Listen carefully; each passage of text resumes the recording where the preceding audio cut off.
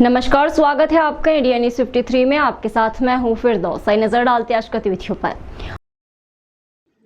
आपने कई बार देखा और सुना होगा कि विभिन्न विभागों संगठनों द्वारा किसी आपातकालीन स्थिति या घटना से निपटने हेतु कर्मचारियों को मॉक ड्रिल अभ्यास कराया जाता है।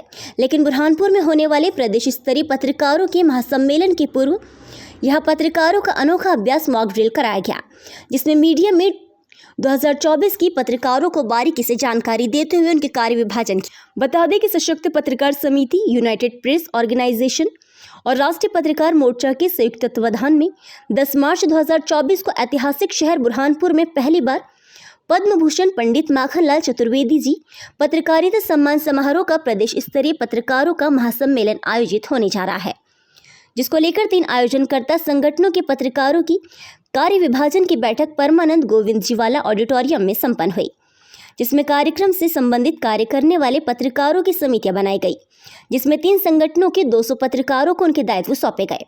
यूनाइटेड प्रेस ऑर्गेनाइजेशन प्रदेश अध्यक्ष रिजवान अंसारी ने बताया कि कार्यक्रम को लेकर सभी पत्रकारों में उत्साह है।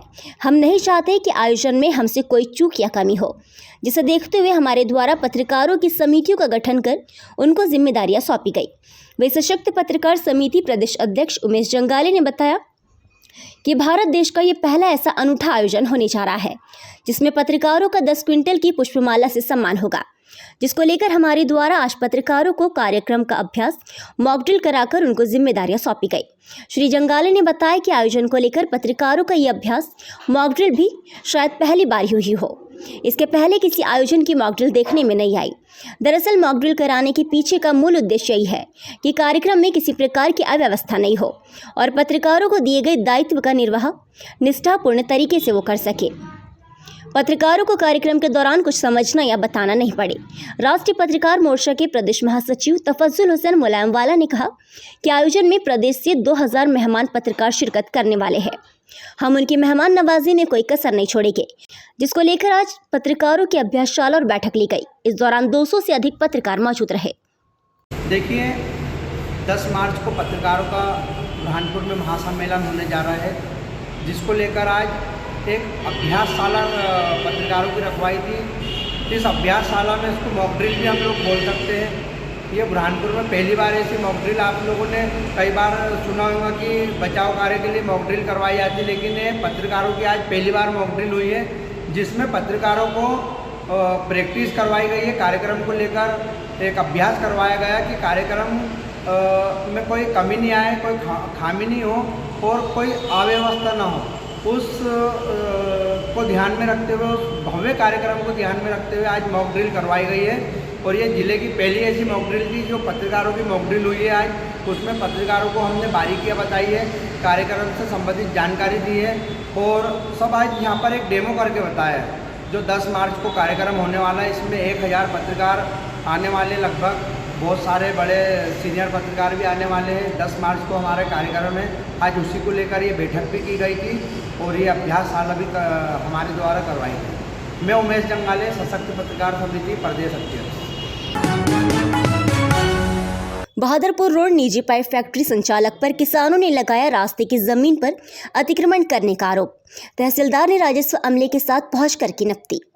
बहादुरपुर रोड निजी पाइप फैक्ट्री संचालक पर क्षेत्र के किसानों ने आम रास्ते की जमीन पर कब्जा कर अतिक्रमण करने का आरोप लगाया। किसानों ने कहा कि वर्षों से किसान आम रास्ते से ही खेत में आना जाना करते हैं, लेकिन फैक्ट्री संचालक द्वारा 30 फीट चौड़े नाले पर कब्जा करते हुए आम रास्ते को बंद कर दिया गया।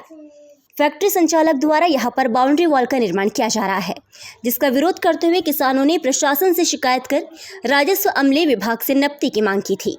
बुधवार को तहसीलदार रामलाल पगारे की मौजूदगी में राजस्व विभाग के आरआई पटवारी अमले ने नफ्ती का कार्य शुरू किया।